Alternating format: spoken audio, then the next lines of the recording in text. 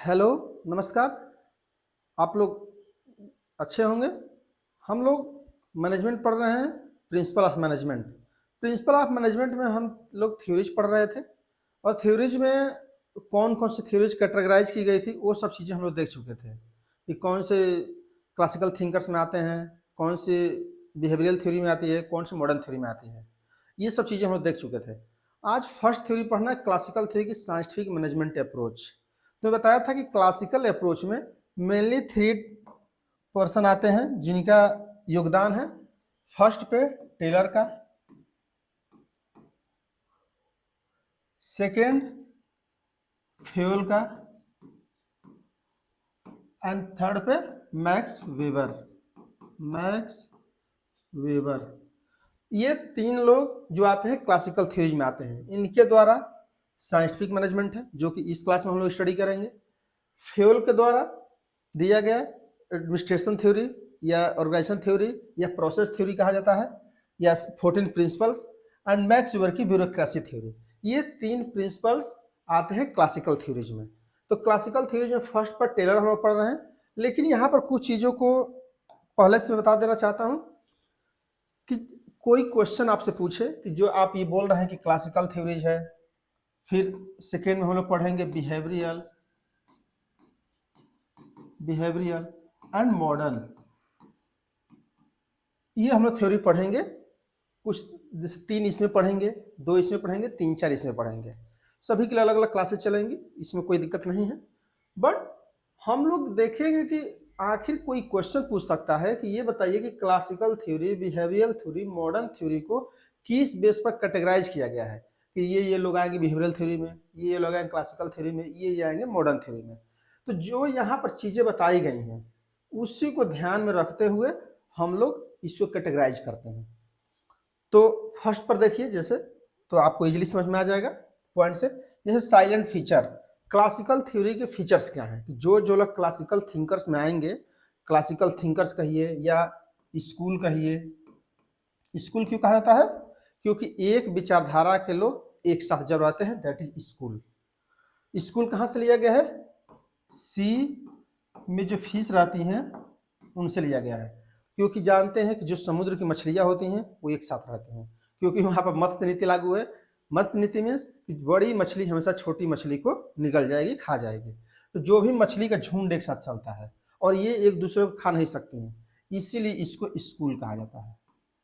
Okay, school. इसी concept से school पढ़ने वाला भी लिया गया है, इसी से यहाँ भी लिया, क्योंकि देखिए स्कूल में भी एक क्लास में लगे एक विचारधारा के लोग होते हैं, जबकि यूनिवर्सिटी को स्कूल क्यों नहीं कहा गया है? क्योंकि वहाँ पर डिफरेंट टाइप्स के सब्जेक्ट हैं, डिफरेंट टाइप्स के अप्रोचेज हैं। इस वक्त मेजर माइनर चल रहा है, तो इसलिए स्कूल उसको नहीं कहा था। स्कूल मीन्स कि एक विचारधारा के लोग, एक ड्रेस रहेगा, एक ड्रेस कोड, एक डिसिप्लिन, एक छुट्टी जाने की आने की, सभी कुछ नियमितता रहेगी, एक जैसे लोग रहेंगे, इसलिए यहाँ पे कहा जाता है स्कूल।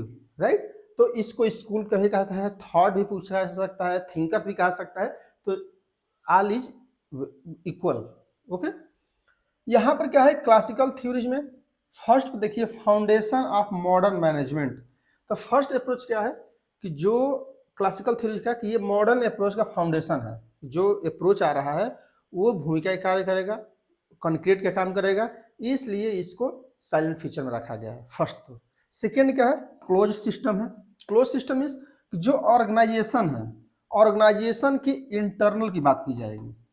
ओके, इंटरनल की बात की जाएगी, न कि बाहर क्या हो रहा है, बाहर की कंपनी में क्या हो रहा है, बाहर की इन्वायरमेंट में क्या हो रहा है, बाहर के देश में क्या हो रहा है, इससे कोई मतलब नहीं है। मतलब केवल है कि जिस ऑर्गेनाइजेशन में काम हो रहा है, केवल उसी को कैसे अच्छा से कराया जा सकता है, कैसे अच्छा से किया जा सकता है, इसको इसमें ध्यान रखा जाता है, इसलिए दैट इज क्लोज सिस्टम कहा जाता है, क्लोज्ड। राइट, यहाँ पे नेक्स्ट क्या है? Organisational needs. तो ऑर्गेनाइजेशन नीड्स के अनुसार होंगी, जैसे ऑर्गेनाइजेशन नीड्स होगा उसी प्रकार से साइंटिफिक अप्रोच यूज किए जाएंगे। राइट, नेक्स्ट क्या है? Universally apply. जो भी रूल्स यूज किए जाएंगे वो यूनिवर्सल रूप से अप्लाई होंगे। राइट, वो ऐसा नहीं है कि इंडिया में लागू होगा या एक संस्था में लागू होगा दूसरी संस्था में नहीं लागू होगा, दूसरी संस्था इंडिया में ही एक संस्था में लागू होगा दूसरी संस्था में लागू नहीं होगा, ऐसा नहीं होगा, ये हर जगह लागू होगा। तो ये कुछ चीजें थी जिसके आधार पर क्लासिकल थ्योरीज की मेरिट थी। अब देखिए क्या है लिमिट्स, इसका है रूल मेट्स। यहाँ पर क्या होगा कि हमेशा रूल्स बना दिए जाएंगे, रूल्स मेड होंगे, अर्थात रूल बना दिए जाएंगे और उसी रूल पर सबको काम करना पड़ेगा, ह्यूमन पर कोई ध्यान नहीं रखा जाएगा। नेक्स्ट क्या है, मॉनेटरी इंसेंटिव्स। यहाँ पर केवल मॉनेटरी इंसेंटिव की बात की गई है, नॉन मॉनेटरी इंसेंटिव्स की बात कहाँ पर की जाएगी, बिहेवियरल अप्रोच में। ओके, जब नॉन मॉनेटरी की बात की जाए तो समझिए बिहेवियरल अप्रोच है, और मॉनेटरी इंसेंटिव्स की बात की जा रही है that is classical approach, right. Next है employ as a tools. Tools means कि यहाँ पर ह्यूमन पर ध्यान नहीं रखा जाएगा, ह्यूमन क्या चाहता है, वो क्या वर्क करना चाहता है, कितना देर में क्या कर सकता है, उसकी ह्यूमन नीड क्या है, ये सब कोई इंपॉर्टेंट नहीं है। जैसे मशीन की क्या नीड होती है, ये सब कोई इंपॉर्टेंट नहीं होता है। मशीन अगर जैसे कार चला रहे हैं थोड़ी खराब होगी तो भी लेके जाते हैं, क्यों, क्योंकि मशीन है, चल ही सकती है। उसी तरह से एम्प्लॉय के साथ है, employ as a tools use हो रहा है, एज ए मशीन यूज हो रहा है, और उसको ये सब नहीं देखा जा रहा है कि धूप है कि छाँव है कि गर्मी है कि एसी चाहिए कि नहीं चाहिए, कूलर चाहिए कि नहीं चाहिए, दिन है कि रात है, इससे कोई इंपॉर्टेंट नहीं। इंपॉर्टेंट ये है कि रूल्स बन गया है, मॉनेटरी इंसेंटिव दी गई है आपको, तो आप एम्प्लॉय एज ए टूल्स काम करिए, right. Lack of unity of command. यहाँ पर क्या है, यूनिटी ऑफ कमांड का कमी पड़ती है। कमी क्यों पड़ती है, क्योंकि डिफरेंट टाइप से यूनिटी ऑफ कमांड, जब हम लोग हेनरी फ्योल की विचारधारा पढ़ेंगे 14 प्रिंसिपल्स, उसमें और डिटेल से स्टडी करेंगे। लेकिन यहाँ पर यूनिटी ऑफ कमांड मीन्स कि आदेश एक जगह से नहीं आ रहा होगा, एक व्यक्ति को, यूनिटी ऑफ कमांड मीन्स क्या है कि एक व्यक्ति को कार्य करने का आदेश एक व्यक्ति से आना चाहिए, अनेक व्यक्ति से नहीं। लेकिन ऐसा देखा जाता है क्लासिकल अप्रोच में कुछ अलग तरीके से दो चार लोगों से भी आदेश आ सकता है वर्क करने के लिए। तो ये कुछ लिमिट मेरी डिमेरिट थी क्लासिकल अप्रोच की, राइट। चलते हैं next, Taylor scientific management theory. अब देखिए फर्स्ट हम पढ़ रहे हैं टेलर की साइंटिफिक मैनेजमेंट थ्योरी। देखिए टेलर कहाँ के रहने वाले हैं, टेलर रहने वाले हैं अमेरिका के, पहले तो ये समझिए अमेरिका के रहने वाले हैं। और जब 20वीं शताब्दी में जब वर्ल्ड वॉर स्टार्ट हुआ है, फर्स्ट वर्ल्ड वॉर, उस समय वेज लेने वाले एम्प्लॉय हैं, उनकी बहुत ज़्यादा आवश्यकता है कि किस प्रकार से स्पेसिफाई नॉलेज के व्यक्ति को रखा जाए ताकि प्रोडक्शन और ज़्यादा से ज़्यादा की जाए। क्योंकि जानते हैं कि वर्ल्ड वार में सभी वर्ल्ड के कंट्रीज प्रभावित थी, प्रोडक्शन डिसबैलेंस चल रहा था, इसलिए एम्प्लॉय की जरूरत थी कि किस प्रकार से एम्प्लॉय को एक काम के लिए लगाया जाए ताकि मोर प्रोडक्शन हो सके। ये सब चीज़ें इनके सामने भी आई, टेलर्स के सामने भी। टेलर का जो FW टेलर सुने होंगे, FW टेलर, ओके। देखिए F means Frederick, Frederick Winslow Taylor का टेलर हो जाएगा, टेलर, ये उनका फुल नेम है। इनका कार्यकाल लगभग कहाँ तक है, 1856 टू 1915, यहाँ तक इनका कार्यकाल है। जो भी प्रिंसिपल्स दिए हैं इन्हीं के आधार पर दिए हैं। ये भी एक ध्यान रखना है कि इनका जो वर्क स्टार्ट था एज ए वर्कर स्टार्ट किए थे, वर्कर कंपनी में जब वर्क स्टार्ट किए थे तो एज ए ये वर्कर स्टार्ट किए थे। तो इसलिए इनके जो साइंटिफिक अप्रोच है, जो साइंटिफिक मैनेजमेंट की थ्योरीज है जो इनकी तरफ प्रोपाउंड की गई है, उस पर इनको एज ए वर्कर ज़्यादा एक्सपीरियंस है। वर्कर से किस प्रकार से काम कराया जाए ये ज़्यादा बताएंगे, क्योंकि कोई भी व्यक्ति है वो सबसे ज़्यादा उसके कार्य का प्रभाव उसके रिटर्न पर पड़ता है। जैसे कोई गरीब व्यक्ति है तो गरीब जैसा लिखेगा, जैसे आप कोई कविता सुनते होंगे, कोई भी आप देख लीजिएगा, जो लोग प्यार की बात कर रहे हों, जो लोग भगवान की बात कर रहे हो, समझिए कि उसका पेट भरा हुआ है। ये मान कर चलिए लगभग 99% सिचुएशन में या तो मानसिक रूप से संतुष्ट है या तो फिजिकली संतुष्ट है। मानसिक रूप में ये है कि हमारा कुछ नहीं है तो भी ठीक है, भगवान का नाम ले रहे हैं, नहीं तो अक्सर ये पाया जाता है। लेकिन जो जैसे मुंशी प्रेमचंद्र जी की कहानी पूरी देख लीजिए, उनकी कहानी हमेशा गरीब में देखेंगे। क्यों देखेंगे, क्योंकि उसके जो इंपेरिकल रूप से जो स्टडी किए हैं, जो एक्सपीरियंस किए, उसको लिखे हैं। क्योंकि कहा जाता है कि कवि कौन होता है, जो दिखता है वो लिखता है, समाज का दर्पण है। उसी प्रकार से विंस्लो टेलर जी भी जो वर्क किए हैं उसी पर इन्होंने थ्योरीज दिया है। यहाँ पर उन्होंने 3 कंपनी में काम किया है। फर्स्ट पे Midvale steel company, Midvale steel company, देखिए मिडविल स्टील कंपनी में उन्होंने काम किया। क्यों? देखिए नाम इसलिए बता रहा हूँ क्योंकि ये यूजीसी नेट के जेआरएफ में ये कहीं आप एग्जाम देने जाएंगे तो पूछा जाता है एफ टेलर ने किस कंपनी में काम किया था। 2-3 कंपनी में उन्होंने काम किया था जो कि आपको याद रहना चाहिए। देखिए मिडिल ईस्ट कंपनी ने बताया कि रूल ऑफ थंब जो है, रूल ऑफ थंब या हीट एंड ट्रायल जो मेथड है इसको हटा दीजिए। रूल ऑफ थंब मीन्स कि जो पहले से दकियानूस परंपरा चली आ रही है, जो परंपरा कार्य करने की चली आ रही है, उसको हटाइए और इसके आधार पर कोई साइंस का यूज करिए। ओके, कोई साइंस का यूज करिए, वैज्ञानिक तरीके से वर्क करिए, न कि जो पहले से चला आ रहा है हीट एंड ट्रायल मीन्स काम करिए सीखिए, काम करिए सीखिए, ये वाला काम मत करिए। ओके, आप मिडविल स्टील कंपनी में इन्होंने 2 चीजों का एक्सपीरियंस किया, राइट, कि पहले रूल आप थंब को हटाइए या हीट एंड ट्रायल कि आप कोई भी आप काम करिए उसके उससे सीखिए, फिर गलती करें फिर सीखिए, ये वाला काम मत करिए। आप कोई भी चीज साइंस के अनुसार काम करिए। दूसरा इन्होंने बताया roll Simon rolling steel company, ये साइमन रोलिंग स्टील कंपनी है। साइमन रोलिंग स्टील कंपनी में इन्होंने ये बताया डिफरेंशिएट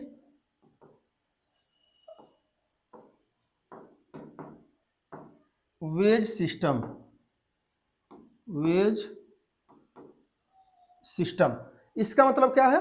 डिफरेंशिएट वेज सिस्टम का मतलब कि इससे पहले क्या हो रहा था इन साइंस थ्योरी से पहले कि कोई व्यक्ति कुछ भी वर्क करे सबको समान मजदूरी मिलेगी, वो चाहे ज़्यादा करे कम करे। इन्होंने बताया कि नहीं, जो ज़्यादा काम करेगा उसको ज़्यादा मजदूरी मिलेगी, जो काम कम करेगा उसको कम मजदूरी मिलेगी।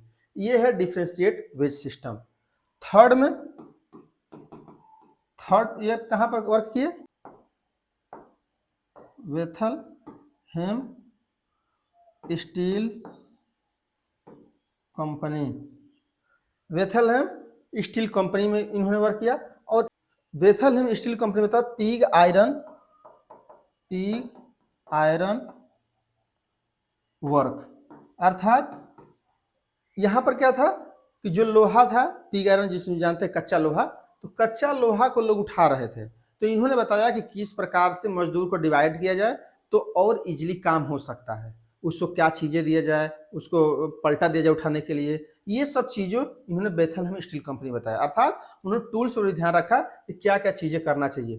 तो ये 3 कंपनी में उन्होंने वर्क किया है, Midvale steel company, Simonds rolling steel company and Bethlehem steel company. ये क्वेश्चन पूछा जाता है कभी कभी, हम लोग जब एग्जाम दिए हैं तो इसमें आया है इसलिए बता रहा हूँ, राइट। तो ये 3 कंपनी है और इसी के एक्सपीरियंस के आधार पर आगे ये थ्योरी प्रोपाउंड करेंगे जो कि हम लोग आगे अभी पढ़ेंगे, राइट। तो चलते हैं next, techniques of scientific management. देखिए इन्होंने कुछ टेक्निक्स बताया है जिसके आधार पर साइंटिफिक मैनेजमेंट करना चाहिए। तो उन्होंने पहला क्या बताया? Separation of planning and doing. उन्होंने बताया कि व्यक्ति को जो प्लान तैयार करेगा और जो वर्क करेगा इसमें डिवाइड करिए, क्योंकि जानते हैं कि कुछ लोग प्लान बना रहे होते हैं कि इतना करना है, ये करना है, ऐसे करना है, वैसे करना है, और कुछ लोग उस कार्य को कर रहे होते हैं। तो पहले क्या था, ये सब चीजें नहीं थी। पहले जो प्लान बना रहा है वही काम भी कर रहा है, जो मंत्री प्लान बना रहा है वही युद्ध भी लड़ रहा है, जो मान लीजिए कि किला बना रहा है, ब्रिज बना रहा है, कोई चीज बना रहा है तो वो प्लान भी बना रहा है, वो फील्ड में लगा हुआ भी। उन्होंने कहा कि नहीं, अर्थात एक ऑफिस वाला वर्क करिए और एक शॉप वाला वर्क करिए जहाँ पर वर्क हो रहा होगा, एक दुकान एक तरह से जहाँ पर रियल मैन्युफैक्चरिंग हो रही है वहाँ पे, और एक आप ऑफिस में बैठ करके वर्क करिए, केवल ऑफिस वाला काम करेंगे कि कौन कितना देर काम करेगा, क्या डिसिप्लिन होगा, क्या ये सब चीजें होंगी, ये सब डिसाइड किया जाएगा। आगे हम लोग देखेंगे भी फंक्शनल फोरमैनशिप में। तो ये बताया कि प्लानिंग एंड डूइंग को पहले डिवाइड करिए, कौन व्यक्ति प्लान बनाएगा, कौन व्यक्ति कार्य को करेगा, राइट। नेक्स्ट क्या है? Functional foremanship. फंक्शनल फोरमैनशिप में इसी को 4 हिस्सों में, 4 हिस्सों में डिवाइड किया गया है, जो आगे भी लोग देखेंगे। फंक्शनल फोरमैनशिप जो कि बहुत इंपॉर्टेंट है, ये पूछा जाता है कि फंक्शनल फोरमैनशिप किसका है, तो किसका है? एफ.डब्ल्यू. टेलर का। देखिए फंक्शनल फोरमैनशिप एक एक करके देखिए। देखिए फैक्ट्री मैनेजर है यहाँ पे, राइट। यहाँ पर बताया जा रहा है प्लानिंग एंड इंचार्ज। तो इन्होंने बताया कि एक प्लानिंग लेवल पर होगा और एक प्रोडक्शन लेवल पर होंगे। ओके, प्लानिंग लेवल बताया गया responsible for planning sites in planning room. तो इस किस लिए होगा, ये रिस्पॉन्सिबल किसके लिए होगा, रिस्पॉन्सिबल फॉर प्लानिंग, ये प्लानिंग के लिए रिस्पॉन्सिबल होगा, केवल ये प्लान तैयार कर रहा होगा। प्लान करने में क्या होगा, रूट क्लर्क पहला क्या बताएगा, रूट क्लर्क होगा, ये किस रूट से वर्क हो, ये रूट क्लर्क बताएगा। इंस्ट्रक्शन क्लर्क इंस्ट्रक्शन देगा कि कितना मशीन यूज करना है, कितना लेबर यूज करना है, कितना पैसा यूज करना है, कौन सा संसाधन कितना यूज करना है, कितना आप देर में काम करना है, ये सब चीजें इंस्ट्रक्शन क्लर्क बताएगा। Time and cost clerk time बताएगा और कॉस्ट बताएगा कि इतना टाइम में इतने कॉस्ट में आपको ये वस्तु बनानी है, राइट। नेक्स्ट क्या है, सॉफ्ट डिसिप्लिन। सॉफ्ट डिसिप्लिन में कब किसको आना है, कौन सा ड्रेस पहनना है, कब आपको छुट्टी रहेगी, कब छुट्टी आप नहीं रहेगी, कितना आपको ब्रेक मिलेगा नहीं मिलेगा, ये सब चीजें सॉफ्ट डिसिप्लिनरी बताएगा। जैसे यूनिवर्सिटी में चीफ प्रॉक्टर होते हैं तो क्या करते हैं, डिसिप्लिन मेंटेन करते हैं। जैसे हम लोग यहाँ पुलिस व्यवस्था है तो पुलिसिंग व्यवस्था इसलिए तो है डिसिप्लिन मेंटेन करने के लिए। तो ये क्या है, इन्होंने बताया कि ये चीजें क्या होंगी, प्लान रिस्पॉन्सिबल करेंगे, केवल प्लान बनाएंगे। ओके, नेक्स्ट होता है प्रोडक्शन इंचार्ज, यहाँ होता है रिस्पॉन्सिबल फॉर एग्जीक्यूशन सर्विस। अब क्या है, एग्जीक्यूट करना है, यहाँ पे क्या करना है, एग्जीक्यूट करना है। अब यहाँ पे एग्जीक्यूट करके क्या करेंगे, प्रोडक्शन इंचार्ज में gang boss. Gang boss means यहाँ पर देखिए जो इंस्ट्रक्शन क्लर्क है वो बता रहा है क्या करना है, और यहाँ पर क्या बताएगा, हाउ टू डू, कैसे होगा। ओके, कैसे करना है ये गैंग बॉस बताता है। रिपेयर बॉस जानते हैं डिफरेंट टाइप की मशीनें चल रही होती हैं कंपनी में तो रिपेयर करने के लिए बॉस होगा। स्पीड बॉस स्पीड देखेगा कि जो ये टाइम और कॉस्ट दिया गया है उस टाइम और कॉस्ट में किस स्पीड से हम वर्क करेंगे तो वर्क को इफिशिएंटली कंप्लीट किया जा सकता है। और इंस्पेक्टर में, इंस्पेक्टर मीन्स ऐसे समझिए सुपरवाइजर। ओके, सुपरवाइजर, तो सुपरवाइजर क्या बता रहा होगा, सुपरवाइज कर रहा होगा वर्क को। और ये सभी लोग किस पर कर रहे होंगे, वर्कर, जो हजारों हजार, मान लीजिए कि 1000 वर्कर हैं तो इस पर ये 8 कर्मचारी होंगे जो कि वर्कर को गाइडलाइन दे रहे होंगे।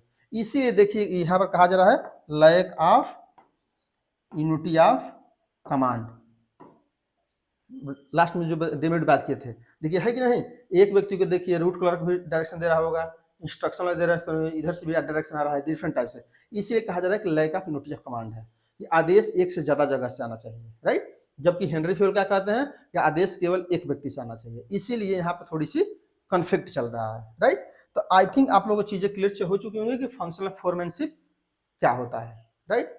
चलते हैं नेक्स्ट, जॉब एनालिसिस। थर्ड उन्होंने बताया कि जॉब एनालिसिस कैसे किया जाए। जॉब एनालिसिस में जानते हैं कि जो मजदूर वर्क कर रहे हैं, जॉब एनालिसिस में यहाँ पर क्या करना है, जॉब की एनालिसिस करना है, एक वर्क की भी एनालिसिस करना है एंड एम्प्लॉय का भी करना है। एम्प्लॉय क्या करना है, अब यहाँ पर क्या है, टाइम स्टडी। टाइम स्टडी में कितना time, how much time, okay, how much time कितना लगेगा। मोशन स्टडी, स्पीड क्या होगी, ऐसे समझिए, गति। फटीग स्टडी मीन्स थकान। थकान मीन्स कि एक व्यक्ति कितना देर में थक जाएगा आप उसको भी देखिए, ऐसा नहीं कि आप 24 घंटा काम ही करा रहे हैं। तो उन्होंने बताया कि पहले टाइम स्टडी करिए, कितना टाइम दीजिए, ऐसा ना कि कम टाइम दे दिया जाए किसी वर्क करने के लिए, ज़्यादा टाइम दे दिया जाए, ये सब चीज़ें नहीं। एक प्रॉपर टाइम दीजिए जिसमें वो व्यक्ति कार्य को कर पाए। मोशन स्टडी, उसकी गति का भी स्टडी करिए कि इस गति से स्पीड करेगा, इतना किलोमीटर बना सकता है, इतना मीटर बना सकता है, इतना कुंटल यहाँ से वहाँ लोडिंग अनलोडिंग कर सकता है, और वो कितना देर में थक जाएगा, फटीग स्टडी, राइट। नेक्स्ट क्या है, मेथड स्टडी। मेथड मीन्स किस मेथड से वर्क करेगा, उस मेथड्स को ही बताइए, क्योंकि यही पहले नहीं था। जो ये साइंटिफिक अप्रोच में यहीं से बताया जा रहा है कि मेथड ही बताइए कि मेथड्स कौन सा यूज करना है। जिस मेथड्स का बता देंगे तो जो एक्सपीरियंस होल्डर होंगे निश्चित रूप से उस मेथड्स को बताएंगे और उसी मेथड्स के अनुसार आपको प्रॉपर वर्क करना है। तो राइट, तो यहाँ पर जॉब एनालिसिस में उन्होंने बताया कि पहले जॉब का एनालिसिस भी करिए। नेक्स्ट है डिफरेंशिएट रेट सिस्टम। तो इसको मैंने पिछले सेशन में बात कर ही लिया था। डिफरेंशियल रेट सिस्टम मीन्स कि अब क्या होगा कि जो मोर वर्क मोर सैलरी, ऐसे समझिए, जो ज्यादा वर्क करेगा उसको ज्यादा सैलरी मिलेगी। जबकि इससे पहले ये व्यवस्था नहीं थी। जैसे साम्राज्यवाद में देखिए तो सेना है तो सेना को लगभग सबको बराबर मिल रहा होगा, वहां पर काम थोड़ा ज्यादा दिखता है, ज्यादातर कभी कभार राजा पुरस्कार तो देता होगा, लेकिन यहाँ पर उन्होंने बताया कि नहीं, आप काम देखिए, टाइम देखिए, उसका वर्क देखिए, उसके बाद डिफ्रेंशिएट करिए रेट सिस्टम में कि तुमको इतना पैसा देंगे, तुमको इतना पैसा देंगे, ये सब चीज़ें भी बताई जाएंगे। और ये फर्स्ट टाइम ही बताए थे। ओके, नेक्स्ट क्या है, साइंटिफिक सिलेक्शन एंड ट्रेनिंग।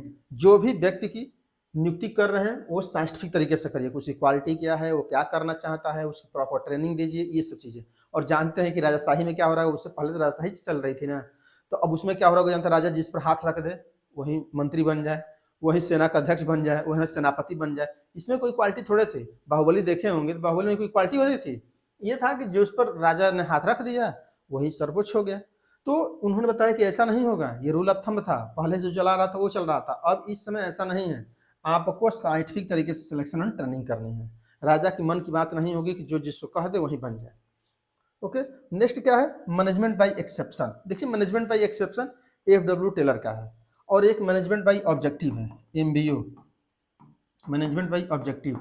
ये किसका है, Peter F Drucker, Peter F Drucker का है। देखिए दोनों चीजों के एक साथ समझ लेंगे तो इजीली समझ में आएगा। एक एग्जांपल के द्वारा, जो हमेशा मैं कहता रहता हूँ, उसी को मैं आपके सामने भी प्रेजेंट कर रहा हूँ कि सबके घर में राइस बनता है, चावल।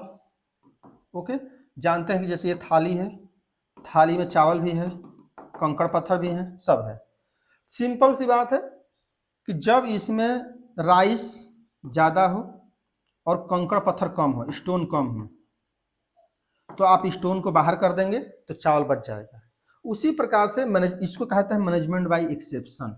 तो मैनेजमेंट बाय एक्सेप्शन कब यूज करते हैं, जब हम डिमेरिट कम होती है। जैसे मान लीजिए आप क्लास में पढ़ा रहे हैं, 100 लोग बैठे हैं, उसमें से 2 डिस्टर्ब किए हुए हैं, क्लास में पढ़ने नहीं दे रहे हैं, तो आप क्या करेंगे, 2 को क्लास से गेट आउट, उसके बाद 98 लड़के ठीक हो जाएंगे। तो ये पॉलिसी को ही मैनेजमेंट बाय एक्सेप्शन कहा जाता है।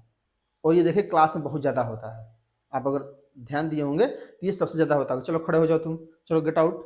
ये क्या है, मैनेजमेंट बाय एक्सेप्शन। और जब आपको पता हो कि बहुत ज़्यादा टेंशन चल रही है, ये प्रॉब्लम है, ये प्रॉब्लम है, वो प्रॉब्लम है, बहुत प्रकार का प्रॉब्लम है, तो इन दिस कंडीशन में आप मैनेजमेंट बाय ऑब्जेक्टिव, अर्थात ऑब्जेक्टिव ध्यान रखिए, गलत चीज़ों को छोड़ दीजिए। क्योंकि जब उसको कंट्रोल ही नहीं कर पाते हैं, जैसे मान लीजिए कि चावल में जो कंकड़ ज़्यादा हो जाए, चावल मान लीजिए कि 5 केजी स्टोन है, कंकड़, और 1 केजी राइस है, 1 केजी, तो क्या करेंगे, चावल को ही बीन लेंगे, कहीं कंकड़ कौन बीने 5 किलो, उससे अच्छा 1 किलो चावल ही बीन लीजिए। अर्थात जो आपका ऑब्जेक्टिव था उस ऑब्जेक्टिव पर ध्यान रखें। ओके, ऑब्जेक्टिव पर, इसीलिए इसको एमबीओ कहा जाता है। और ये आगे चल के बताऊंगा भी, तो उस समय और इसको डिटेल बताऊंगा। जब एमबीओ पढ़ाऊंगा, एमबीओ एक अलग से चैप्टर ही है, तो उसको एमबीओ चैप्टर को पढ़ाऊंगा तो मैनेजमेंट एक्सेप्शन भी उसमें थोड़ा सा बता दूंगा, तो और चीज़ें और क्लियर हो जाएंगी, राइट। क्योंकि जब इसका डिफिनीशन, जब इसके कैरेक्टरिस्टिक्स, जब इसके मेथड्स पढ़ेंगे तो और क्लियर हो जाएंगे, राइट। आई थिंक तब भी चीज़ें समझ में आ गई कि एक्सेप्शन मीन्स कि जो गलत चीज़ है उस पर ध्यान रखिए, उसको कंट्रोल कर लेंगे तो और चीज़ें ऑटोमेटिक सब कंट्रोल हो जाएंगी। जैसे आप 6 सब्जेक्ट पढ़े हैं, सब सब्जेक्ट ठीक चल रहा है, एक खराब चल रहा है, तो एक ही पे ध्यान रखिए। तो यहाँ पर एक को ध्यान रखना ही मैनेजमेंट में एक्सेप्शन है, एक्सेप्शन को ध्यान रखिए, राइट। अब यहाँ पर principal of scientific management theory.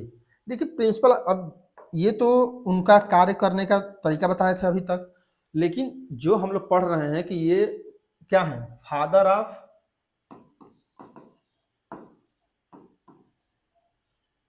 Scientific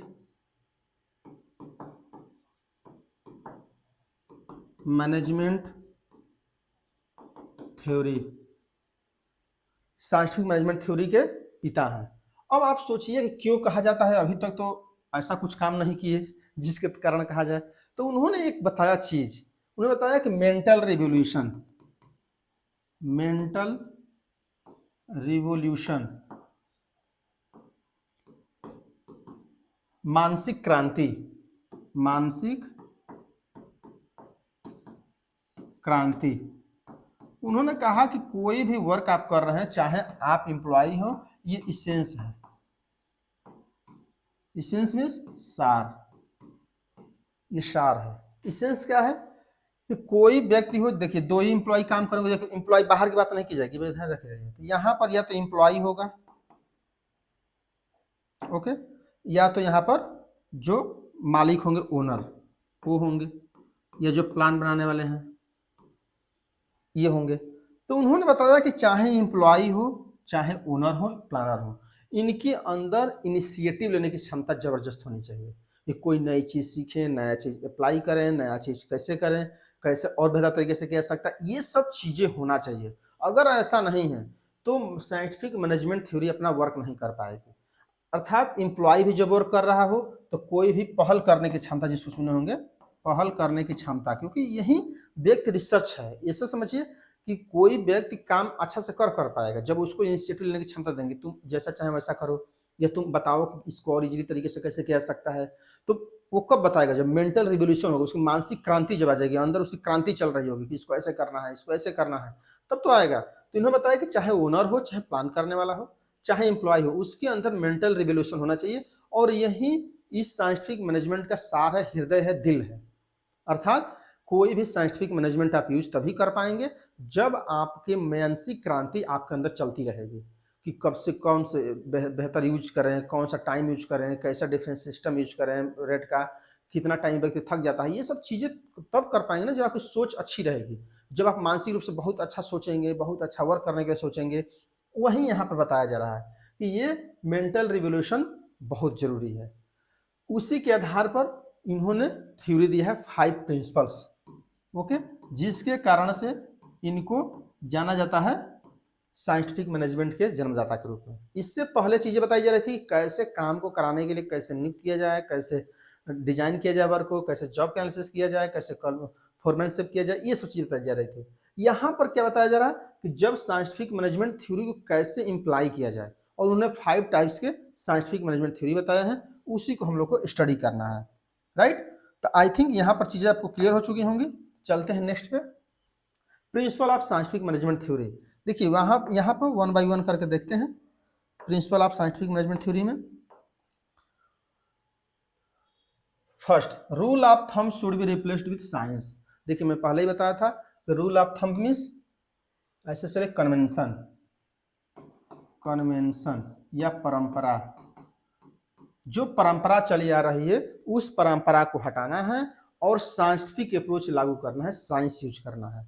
जैसे हम लोग संविधान पढ़ते होंगे, जो हम लोग वो क्या कहते हैं कि डायरेक्टिव प्रिंसिपल पढ़ते हैं, जब हम लोग कर्तव्य पढ़ते हैं तो उसमें आप देखें ड्यूटीज हमारी, तो उसमें अब देखिए दिया गया है कि व्यक्ति को, सभी व्यक्ति को साइंटिफिक होना चाहिए, वैज्ञानिक तरीके से सोचना चाहिए।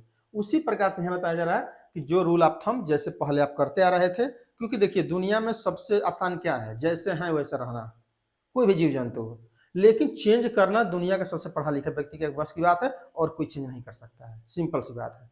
अगर मैं हमेशा कहता हूँ, नहीं तो क्लास में बताया भी हूँ चेंज करने के लिए, उसमें आप देखेंगे तो मैं बताया था एक लाइन कि कोई ज्ञानी व्यक्ति अगर चेंज करने को स्वीकार नहीं कर रहा है तो समझिए कि ज्ञानी नहीं, अज्ञानी है, क्योंकि नॉलेज चेंज करने की एलिजिबिलिटी है। जो व्यक्ति जितना परिवर्तन को स्वीकार करता है समझिए कुछ ज्यादा विद्वान है। जो परिवर्तन को स्वीकार नहीं कर रहा है, परंपरा के अनुसार चल रहा है कि नहीं पहले ऐसा चल रहा था तो हम भी ऐसे चलेंगे, और उसको चलने के लिए दिमाग लगाना है, वो तो चलते ही रहोगे तुम, लेकिन चेंज करने में दिमाग लगाना है ना। इसीलिए इन्होंने बताया कि रिप्लेस करना है साइंस से, ऐसा नहीं जो पहले चल रहा है वैसा करना है, राइट। नेक्स्ट क्या है, there should be harmony not discord group action. इसका सिंपल सा अर्थ यह है टीम वर्क, टीम वर्क। आपको क्या ध्यान रखना है, टीम वर्क पर ध्यान रखना है, न कि अर्थात आपसी संबंध बना रहना चाहिए, न कि डिस्टर्बेंस होना चाहिए, झगड़ा होना चाहिए। टीम वर्क में काम करिए। तो आप जानते हैं कोई भी चीज़ है अगर टीम में काम नहीं करेंगे तो क्या कोई काम पूरा हो पाएगा। जैसे कहा था ना कि संगठन में शक्ति है, तो संगठित रहेंगे तभी तो आप वर्क कर पाएंगे। 10 लोग यदि हैं, 10 लोग एक काम को कर रहे हैं और 10 लोग यदि एक साथ अच्छा से काम नहीं करेंगे, एक माइंड सेट से नहीं काम करेंगे, तो क्या वर्क हो पाएगा? नहीं हो पाएगा। तो सेकेंड बताया कि कोई भी वर्क करेंगे टीम वर्क के द्वारा करेंगे। थर्ड पर क्या है, कोऑपरेशन नॉट इंडिविजुअलिज्म। अर्थात इंडिविजुअलिज्म ऐसा मत सोचे कि हम अकेले ही कर देंगे। जैसे कहा था हिंदी में, कहा ना कि अकेला चना घड़ा नहीं फोड़ सकता है, तो उसी तरह से कि अकेले व्यक्ति अब क्या कर सकते हैं। तो जब भी आपके टीम में जो भी व्यक्ति हो, सबको लेकर के काम करिए। ऐसा नहीं है कि आप अकेले ही लगे हुए हैं, मेहनत कर रहे हैं, तो अकेले से कुछ होना है नहीं, सबको लेकर के आप करिए। क्योंकि आप कंपनी में काम कर रहे हैं ना, जो कंपनी में कर रहे हैं तो हजारों लोग वहाँ काम कर रहे हैं, तो हजारों लोगों के सहयोग से काम करिए, ओके। नेक्स्ट के maximum output not restricted output. देखिए यहाँ पर क्या प्रॉब्लम है, यहाँ पर देखिए एक प्रॉब्लम ये है कि जब पहले जानते हैं बहुत गरीबी होगी, पुअर होंगे लोग, तो जब पुअर ज़्यादा होंगे तो जानते हैं ज़्यादा गुड्स बन जाएगी, तो लोग क्या सोचते होंगे मजदूर कि अगर ज़्यादा बना देंगे, नहीं बिकेगी तो हमको हटा दिया जाएगा, और ये नेचुरल चीज़ होगी भी। आज तो ऐसा मार्केटिंग आगे है, डिजिटल आगे है, तो नई चीज़ समझ में आ रही है ना। जब ये सोचिए 1915, आज से 110 साल पहले ये थ्योरी दी जा रही है, तो आप ये सोचिए कि उस समय क्या चीज़ें चल रही होंगी। अब उस समय जो ये चीज़ें चल रही होंगी, तो आप लोग वहाँ वेजेस जो लेने वाले होंगे, जो मजदूर होंगे, वो क्या सोच रहे होंगे कि अगर हम कहीं ज़्यादा उत्पादन कर दिए तो हो सकता है कि हमको हटा दिया जाए, फायर कर दिया जाए। ऐसा हो सकता है कि नहीं?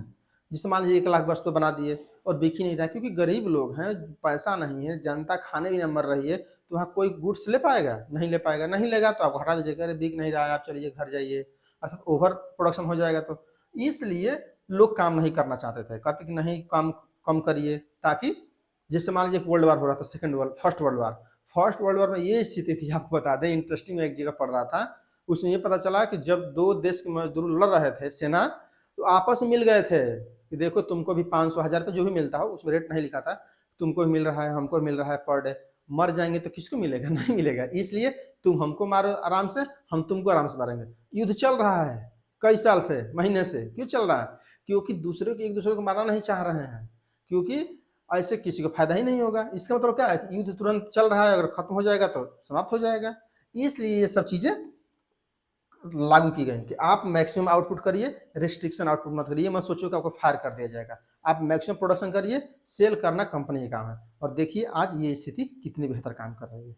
अगर कोई मजदूर ये सोच ले कि नहीं हम ज़्यादा उत्पादन कर देंगे तो हम हटाए जा सकते हैं, तो क्या सोचिए इतना कॉस्ट कमा सकता है गुड्स का? नहीं, बढ़ जाएगी तुरंत। क्योंकि जो मजदूर 10 बना सकता है वो 1 बनाएगा, तो 9 की कास्ट कहाँ आ जाएगी? मजदूरी तो नहीं उसको मिलेगा। तो इसलिए ये रूल बताया गया कि मैक्सिमम आउटपुट ध्यान रखिए, रिस्ट्रिक्शन मत रखिए, कमी मत करिए। राइट। नेक्स्ट क्या है? Development of workers to their fullest capacity. Last में इन्होंने बताया कि देखिए ये सब तो काम कराने पर ध्यान रखना है, लेकिन लास्ट में भी ध्यान रखना है, यदि मजदूर जिस लेवल लायक है उस लेवल पर उसको पहुंचाइए भी, जितनी उसकी कैपेसिटी है। अगर मान लीजिए वर्कर है तो उसको सुपरवाइजर बनाइए, सुपरवाइजर से उसको मैनेजर बनाइए, मैनेजर से सीईओ बनाइए, डिफरेंट टाइप से पोस्ट दीजिए, जिसके वो कैपेबल है, जिसकी उसके पास एलिजिबिलिटी है, उसके अनुसार भी दीजिए, तभी वो वर्क करेगा। अगर वो पता रहेगा कि हम वर्कर जीवन भर रह जाएंगे तो कभी मोटिवेशन आएगा उसके अंदर? नहीं आएगा। तो इन्होंने मोटिवेशन की बात किया कि आप जो वर्कर है उसको मैक्सिमम लेवल पर उसको प्रमोट करिए। तो इससे क्या होगा कि वो लोग दो चार लोग देख के सीखेंगे कि नहीं वो व्यक्ति एक्स पर्सन था, उसने अच्छा से काम किया, उसको प्रमोट करके मैनेजर बना दिया गया है, हम भी अच्छा काम करेंगे तो हमको भी कह सकता है। जबकि अब जान रहे हैं क्या इससे पहले ऐसा हो रहा होगा? नहीं हो रहा होगा, क्योंकि इससे पहले तो राजा के मन के ऊपर है, मंत्री के ऊपर है, जो दरबारी हैं उनके ऊपर है, जो चापलूस्ट कहे जाते थे तो उनके ऊपर था। तो इसलिए तो आई थिंक आप लोग को चीजें समझ में आ गई होंगी, और इसी कारण से फादर ऑफ साइंटिफिक मैनेजमेंट कहे जाते हैं। इसी कारण से, क्यों? क्योंकि ये सर्वप्रथम इन्होंने ही दिया कि किस प्रकार से कार्य को कराया जा सकता है। तो आई थिंक आप लोगों को चीजें क्लियर हो चुकी होंगी कि साइंटिफिक मैनेजमेंट क्या होता है। अब यहाँ देखिए लिमिटेशंस है। लिमिटेशंस क्या है? कुछ जानते हैं कि जब तक कोई चीज एब्सोल्युटली पूरा करेक्ट तो होगी नहीं, कुछ उसमें बुराई भी होंगी। जब बुराई होंगी तभी तो अगेन आएगी थ्योरी। अब देखिए यहाँ पर क्या है, लिमिटेशंस ऑफ साइंटिफिक मैनेजमेंट। देखिए कुछ लिमिटेशंस हैं, कुछ जो इंपॉर्टेंट लिए हैं, कुछ इंपॉर्टेंट छोड़ भी दिए हैं। लेकिन यहाँ से देखिए पहला क्या है, over emphasis on economic needs. इन्होंने बताया कि सबसे ज्यादा ये क्या ध्यान रखे हैं? मॉनेटरी पे। ओके, मॉनेटरी पे ध्यान रखें, अर्थात मुद्रा पर ध्यान रखें, जो ज्यादा काम करे उसको ज्यादा दीजिए, काम पर ध्यान रखिए, ये सब चीजें। इकोनॉमिक नीड्स पर ध्यान रखा गया है, ओकर सोशल नीड्स नहीं ध्यान रखा गया, उसे समाज में सम्मान करना चाहिए, पुरस्कार देना है कि नहीं देना है, इनफॉर्मल ग्रुप्स पर ध्यान नहीं रखा गया है, व्यक्ति क्या सोचता है इस पर ध्यान नहीं रखा गया है। फर्स्ट। सेकेंड, मोनोटोनी मीन्स एक ऐसे कहिए एक रास्ता, मीन्स जो रूल बना दिया गया, जो मैं बताया ना रूल मेड। अब ये बताइए जो रूल आप बना दिया गया उसी रूल के अनुसार वर्क करेगा कोई, तो क्या उसके मन में कोई इनिशिएटिव आ सकता है? हो सकता है कि मजदूर जो बता रहा है, प्लानर जो बता रहा है, उससे बेहतर रूल जानता हो, लेकिन उसको बताने का अधिकार ही नहीं है, तो हो सकता है कि वो अच्छा से काम ना हो पाए। तो इसलिए बताया जा रहा है कि ये थ्योरी में वर्कर क्या सोच रहा है उसके बारे में नहीं सोचा जा रहा है। वर्कर अगर जानता है कि हम इससे बेहतर काम कर सकते हैं तो आप बताइए, उसके अनुसार किया जाएगा। तो इसलिए इसमें मोनोटोनी ज़्यादा दिखता है कि जो कंपनी के प्लान करने वाले बता दिए उसी को आपको करना है, आपको ज़्यादा नहीं सोचना है। नेक्स्ट क्या है, narrow views. Narrow views means ये है कि केवल कंपनी के इंटरनल की बात की गई है, बाहर आपके जो कंपटीटर हैं उस पर ध्यान नहीं रखा गया है, जो सप्लायर है उस पर ध्यान नहीं रखा गया है, वर्ल्ड में क्या हो रहा है इस पर ध्यान नहीं रखा गया है, जो ह्यूमन है इस पर ध्यान नहीं रखा गया है कि व्यक्ति क्या सोच रहा है, गर्मी है कि ठंडी है, क्या है, वो काम करना चाहता है नहीं करना चाहता, ये सब चीज़ ध्यान नहीं रखा गया है। और इसी कारण से क्लासिकल थ्योरी के बाद आएगा ह्यूमन रिलेशन। क्यों? क्योंकि ह्यूमन पीस पर ध्यान नहीं रखा गया है। नेक्स्ट क्या है, no best way to doing work. इन्होंने पूरी प्रिंसिपल बता दिया, लेकिन कहीं ये नहीं बताया कि कोई भी काम करने के लिए बेस्ट वे क्या है, राइट। एक और चीजें हैं जिसके कारण से नेक्स्ट प्रिंसिपल आएगा। उसका मेन कारण क्या है कि जो भी इस थ्योरी में पढ़े होंगे आप देखेंगे वर्कर से किस प्रकार से काम कराया जाए इस पर ध्यान रखा गया है। वर्कर किस प्रकार से काम करेगा, कैसे कराया जाए, ओके। लेकिन हम लोग क्या पढ़ रहे हैं, मैनेजमेंट पढ़ रहे हैं, और मैनेजमेंट में ये नहीं बताया कि मैनेजमेंट कैसे किया जाए। क्या बताया गया कहीं पे कि मैनेजमेंट कैसे किया जाए, मैनेज कैसे किया जाए? इनका ये भी दोष है एफडब्ल्यू टेलर का। ये वर्कर को मैनेजमेंट करना बता रहे हैं, लेकिन पूरी कंपनी को कैसे मैनेज किया जाए या टोटल आप देखेंगे तो हमेशा प्रोडक्शन की बात की जा रही है, प्रोडक्शन की, ओके। लेकिन मैनेजमेंट तो वर्ल्ड के प्रत्येक क्षेत्र में लागू हो रहा होगा, पर्यवेसिव है, व्यापक रूप से है। वो चाहे खाना हो, स्कूल हो, थाना हो, गवर्नमेंट हो, प्राइवेट इंटरप्राइज हो, बैंक हो, रेलवे हो, घर हो, कुछ भी हो, हर जगह लागू हो रहा होगा। लेकिन इसमें ये सब चीज़ें ध्यान नहीं रखा गया है, अर्थात परवेसिवनेस नहीं है, केवल प्रोडक्शन को ध्यान रखा गया फैक्ट्री लेवल पर, ओके।